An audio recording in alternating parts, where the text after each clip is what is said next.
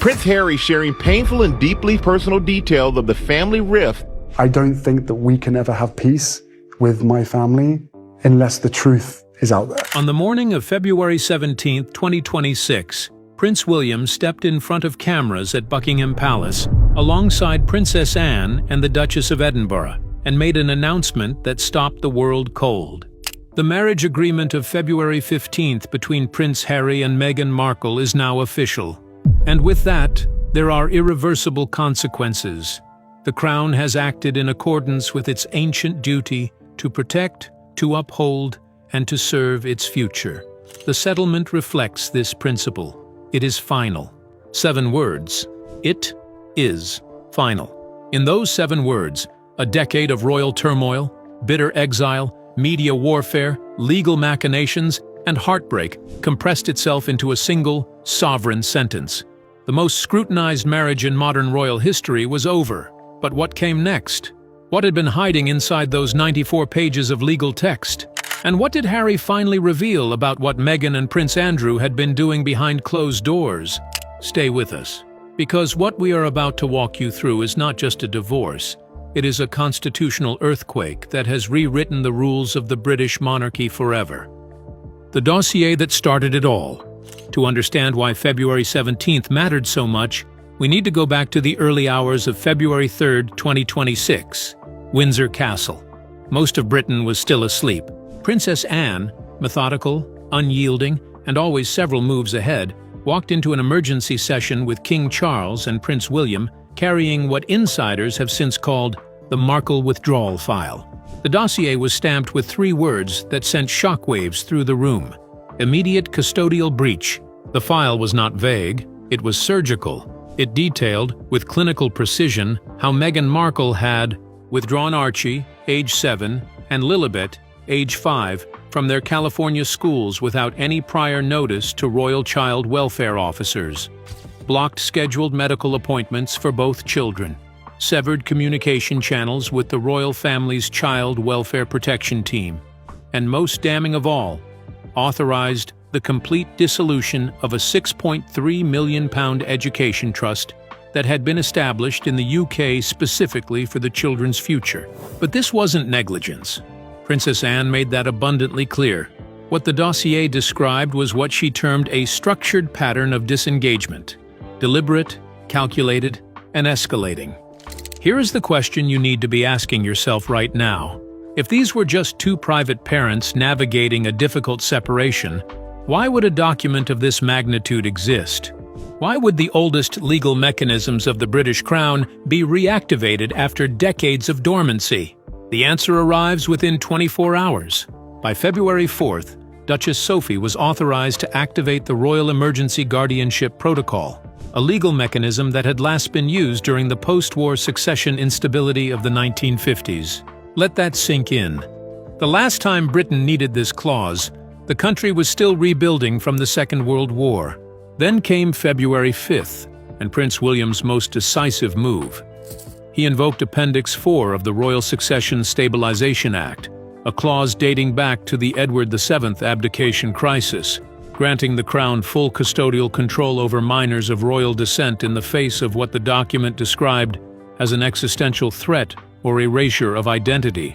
2 children, 1 father in legal freefall, 1 mother who submitted no challenge. Where was Meghan Markle during all of this? She was not present at any of the proceedings. Her legal team filed nothing. She said nothing publicly, and palace aides, speaking on condition of anonymity, were unified in their assessment. Her silence spoke louder than any opposition could have. The settlement. 94 pages that changed everything. The February 15th agreement, signed under legal observation at the Royal Family Court of Chancery, was unlike anything the monarchy had produced in living memory. Drafted by an emergency coalition of Crown legal advisors, Privy Council representatives, and outside family law experts, the document spanned 94 pages across 6 annexes, a rare legal construct known internally as a dual-frame writ, separating domestic civil law from Crown fiduciary protections. The last time such an instrument was invoked, the abdication settlement of Edward VIII. The settlement covered 6 sweeping categories: the division of joint assets, real estate in Montecito, Norfolk Holdings, stock accounts, and liabilities tied to Archewell, custody and child welfare, granting the Crown permanent legal guardianship of Archie and Lilibet, financial support and obligations, outlining child support responsibilities and education funding, personal property and premarital assets, defining exclusive ownership of heirlooms, inheritances, and IP rights, residential access and transitional housing, settling who may reside in former marital properties, and finally, public conduct and confidentiality clauses, including non-disparagement agreements, media engagement bans, and financial penalties for breach. But buried within those pages was a clause that the palace had not anticipated becoming the centerpiece of global media coverage. Clause 14C, titled Media Exploitation and Identity Licensing. This clause forbids either party from using the likeness, name, voice, or visual renderings of Archie or Lilibet in any monetized broadcast, merchandise, or intellectual property, including dramatizations, animations, audio products, and crucially, artificial intelligence likenesses, without written clearance from the Office of Royal Protections. The clause is irreversible. It applies globally, and it is enforceable through transnational copyright watchdogs. So what did Meghan do? She refused to sign it, not because she disagreed with protecting her children in principle, but because she was already planning to use Lilibet's likeness commercially. Sources within Gray's Inn confirmed that Meghan had insisted on retaining future brand integration rights, particularly for Lilibet, whose image had already been modeled into early-stage concept art for a proposed children's book series titled Lily and the Lighthouse. Dame Rosalind Hurst, former Crown Family Law Chair, put it plainly. Clause 14C wasn't about profit prevention. It was about psychological protection. The monarchy knows too well the trauma that comes when a child becomes intellectual property. And there's your second question for today. At what point does a mother's personal ambition become a threat to her own children's well-being? Because that is precisely the question the Crown concluded it had to answer, and did. Clause 7. The legal weapon hidden in plain sight. Now we come to the revelation that rocked the legal world on the night of February 15, 2026. As the clock struck midnight, a ripple of disbelief spread through Britain's legal and royal circles. The phrase page 14, clause 7 began trending worldwide within hours, cryptic to the public at first, but soon recognized as the most devastating legal time bomb in modern royal history. Unsealed in fragments during a confidential inquiry led by the Lord Chancellor's office, Clause 7 was part of a sealed prenuptial agreement drafted in 2018 under the advisement of a US-based legal firm, Turner & Myers, LLP. What made it so explosive was its scope. Clause 7 granted Meghan sole intellectual property rights to Prince Harry's likeness, voice, unpublished memoir material, and all narrative derivatives involving their joint life from 2016 onward, including, critically, the Sussex departure from royal duties in 2020. It's the most aggressive narrative control clause I've seen in any marital contract involving public figures, said Sir Malcolm Weatherby, former Queen's Counsel.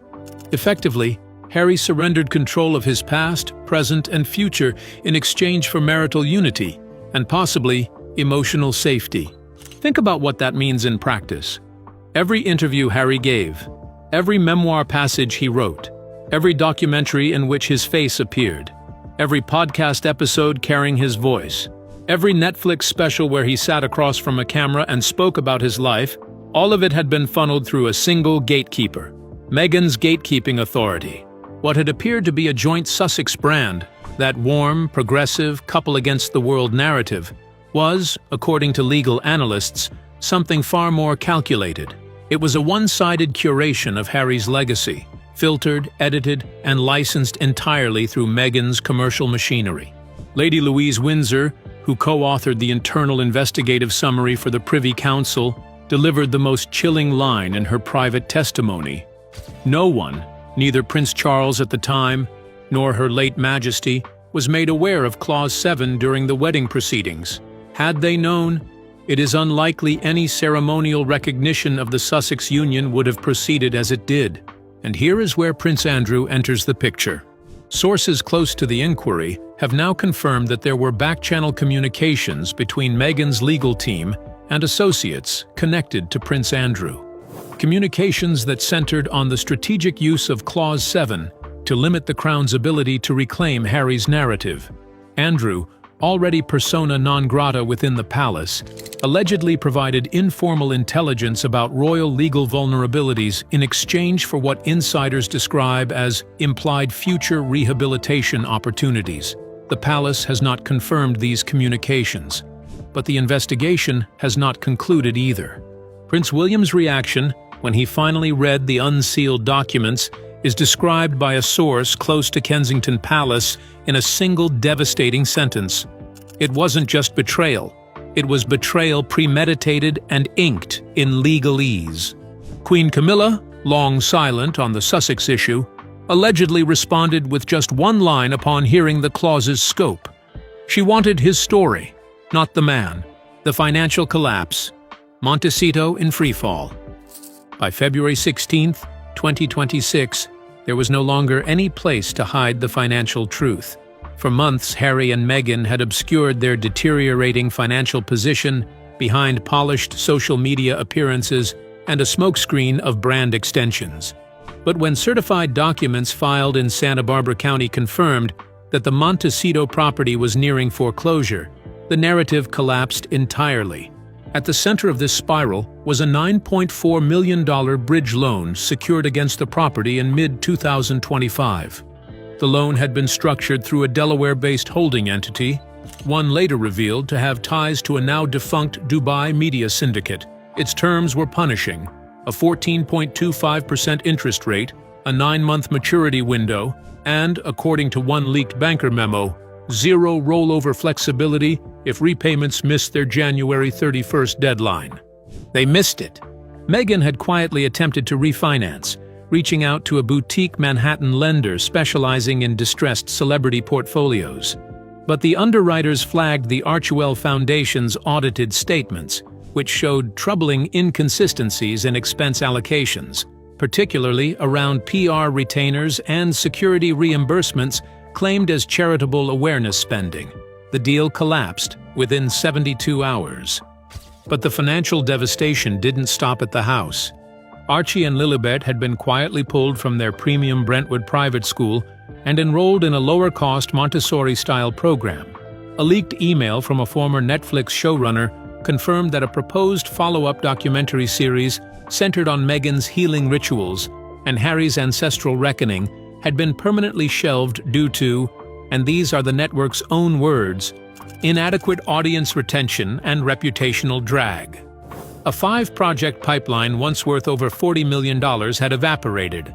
The memo's closing phrase was clinical in its cruelty: brand underperformance with ongoing legal exposure. The settlement itself compounded the financial blow.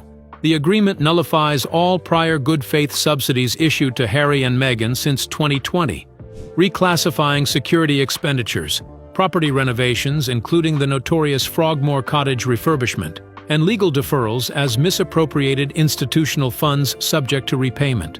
Any attempt by Meghan to challenge these debts in foreign courts would activate a diplomatic countermeasure known internally as RIT 77 Zeta, allowing the Crown to engage in reputational defense filings abroad.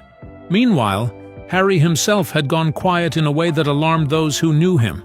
Friends described unshaven appearances, confused public remarks, and a noticeable absence from Archewell live streams. In private, palace insiders revealed he had reinitiated quiet back-channel communication with Prince Edward, not as a royal, but as a brother seeking clarity. The most chilling rumor circulating through royal circles that Harry had asked whether his children still legally counted as Windsors, and if not, what framework governed their future. The children, erased by sovereign decree. Now we come to the moment that, for many observers, crossed a line from legal drama into something far more profound and far more painful. As the palace's internal dossier was leaked to select British media on the evening of February 19, 2026, one detail became impossible to ignore. The clause titled Contingent Custodial Jurisdiction, Archie and Lilibet. This section not only confirmed that neither child was registered within the Windsor family's official genealogical rolls, but also revealed damning inconsistencies in birth documentation, travel authorization, and biometric verifications. Royal observers and legal analysts declared it a historic threshold, the first time the monarchy had moved to publicly reject hereditary recognition for two children born to a royal son. Within hours, the Office of the Lord Chamberlain issued an addendum to the February 7th Order of Derogalization, confirming that Archibald Harrison and Lilibet Diana shall no longer be associated with any privileges, protections, or ceremonial references pertaining to the British Crown. The language was severe. Permanent separation from dynastic records, justified on grounds of ethical, legal, and national interest considerations. At precisely 11:59 p.m. on February 20th, the official Royal UK genealogy page was updated. The names Archie Harrison and Lilibet Diana were gone, replaced with a single footnote. Names formerly listed under Sussex designations removed by sovereign decree per Protocol R246S and P12 jurisdiction. For Meghan, this was the total annihilation of the strategic narrative she had spent years building. Her February 18th video, featuring luxury decor, half-burned candles, and a performative monologue about the pain of silence, was being parodied across social media within hours, particularly after the catastrophic collapse of her As Ever brand. The hashtag #NotRoyals began trending across Europe and North America. And yet, through all of this, Princess Catherine moved with quiet, devastating purpose. On February 20th, in what appeared to be a scheduled pediatric center visit in West London, Catherine appeared wearing a muted navy coat with a tiny rose gold brooch shaped like a shield. Royal analysts identified it within the hour, a custom design commemorating Windsor Protection Protocol 12, the very clause invoked to revoke the children's status. When a reporter asked about the children's well-being, Catherine's response was measured and unmistakable. Every child deserves stability, honesty, and care free from exploitation. The Crown stands ready to provide such protection where necessary, what Harry finally revealed. Here is what the public has been waiting for, and here is where the story takes the turn that no one, not royal watchers, not legal analysts, not the palace itself, had fully anticipated. When Harry's legal team submitted their emergency petition in California's Superior Court for what they termed declaratory relief of personal narrative reclamation, an attempt to void Clause 7, the judge's response was as damning as it was decisive. Your client signed multiple times and benefited from the arrangement until it no longer suited him. But Harry, backed into a corner with no legal exits, began talking, not to the press, not through a statement, but in private communications, fragments of which were later shared with investigative journalists under strict anonymity conditions. What Harry revealed was this: he had not fully understood the scope of Clause 7 when he signed it in 2018. He was, in the words of one senior royal aide, in love and grieving his mother. He signed away, according to the same aide, the very thing Diana died fighting to protect, her children's autonomy. But beyond Clause 7, Harry revealed something far more corrosive about the nature of the life he had built in California. The commercial infrastructure of Archewell, the branded content deals, the Netflix specials, the Spotify podcasts, all of it had been constructed in a way that systematically displaced him from his own story. He was present in every frame, but absent from every decision, a figurehead in his own biography. And behind that infrastructure, Harry revealed, were communications and counsel that came, in part, from associates connected to Prince Andrew, who, having been stripped of his own public role and desperate to retain relevance within any royal-adjacent ecosystem, had allegedly provided informal strategic guidance to Meghan's team about how to neutralize the Crown's legal reach. What Andrew allegedly offered was intelligence. What Meghan allegedly offered in return was the tacit promise of a narrative. one in which Andrew might eventually be reframed as a misunderstood figure, a victim of institutional cruelty much like herself, a rehabilitation by association. Whether those conversations constitute anything legally actionable remains under investigation, but the palace's response was immediate and definitive. Every channel connecting Andrew to the Sussex media operation was severed. Andrew's limited residual access to institutional events was reduced further, and a classified supplementary file was submitted to the Lord Chamberlain's office detailing the full scope of his alleged involvement. Inside Clarence House, Princess Anne's reaction to the Andrew revelation was reportedly the most visceral of all. Those present describe her as going completely still, which those who know her understand is far more frightening than anger. The crown holds, and the world watches. On February 17th, as William stood flanked by Anne and Sophie before cameras, the formal reading of the announcement took less than 4 minutes. But in those 4 minutes, the monarchy accomplished something it had been struggling to do for nearly a decade. It reclaimed its narrative on its own terms. A source close to Queen Camilla, who did not appear publicly, confided that the Queen felt, in equal measure, immense sadness and total relief once the terms were sealed. For Harry, the moment of signature on February 15th is described by those who witnessed it as one of the most harrowing scenes in recent royal history. He was described as numb, hollow, but cooperative. When asked to initial the paragraph confirming he would no longer be the children's primary decision-maker on education, health, or location, Harry reportedly muttered 4 words: "If this spares them, I'll vanish myself." Those 4 words, that is the sentence that defines everything. Not Meghan's legal maneuvering, not the financial collapse, not the Clause 7 revelations, or the Andrew communications.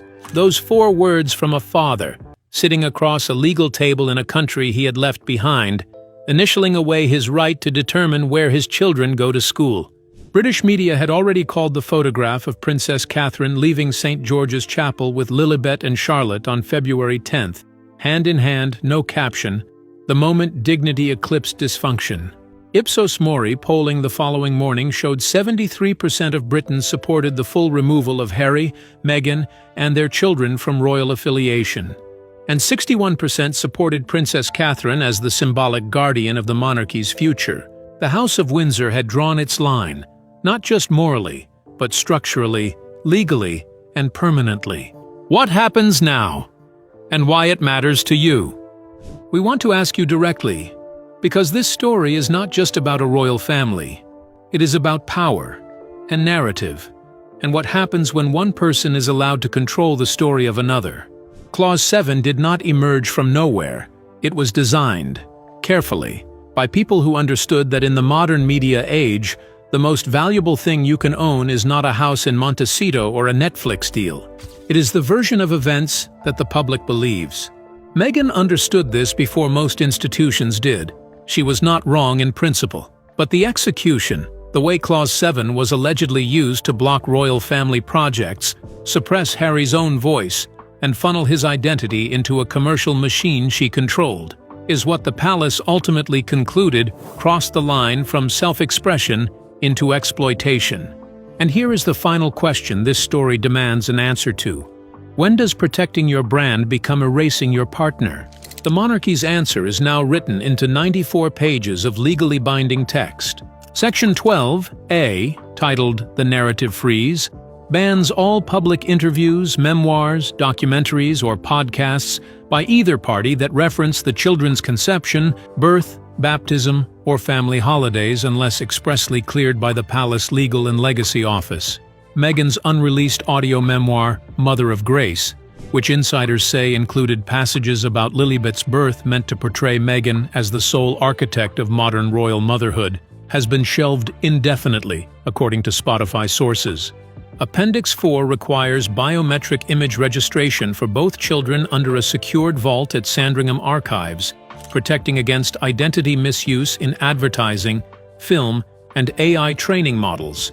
A move triggered, sources say, by credible rumors that unreleased childhood images had been sold through unauthorized back channels to Hollywood production houses. The Archewell Foundation faces ongoing disclosure requirements that could expose its internal financial operations in ways that no PR team will be able to contain.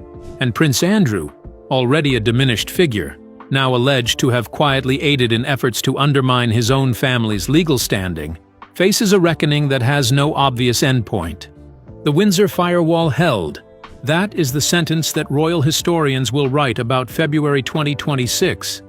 Not that Meghan lost, not that Harry surrendered, but that an institution over 1,000 years old looked at the most sophisticated personal branding operation in modern history, one armed with American lawyers, Hollywood connections, and a prenuptial clause that turned a prince into licensed intellectual property, and said, "Not here, not with these children, not on our watch." Princess Anne, whose relentlessness drove every pivotal moment in this story, offered her colleagues a final private assessment that was later leaked anonymously and has since become the defining epitaph of this entire saga. "We did not ask for this battle, but once it threatened the children, it became our responsibility to win it. The monarchy, battered but intact, has closed a chapter that stretched the meaning of duty to its constitutional and emotional limits." Meghan Markle, once hailed as a modern breath of fresh air, a biracial American actress who would refresh a centuries-old institution, now stands alone amid the ruins of her brand, her narrative, and her crown-adjacent dreams. Harry stands somewhere more complicated. Not quite exile, not quite return, not quite redeemed.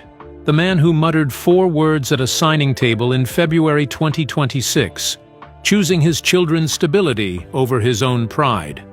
Whether that sacrifice is ever acknowledged, by his family, by history, or by the public that has watched every agonizing chapter of his story unfold, remains the one question this settlement, for all its 94 pages, cannot answer. What we can tell you is this: the world will be watching. The legal battles are not fully over. The Andrew threads are still being pulled. And somewhere in California, a woman who once told the world she had given everything to a fairy tale is recalculating what fairy tales are worth. Now, if you have followed this story from the beginning, you already know the answer. Share this video, drop your thoughts in the comments, and subscribe, because the next chapter of this story has already begun.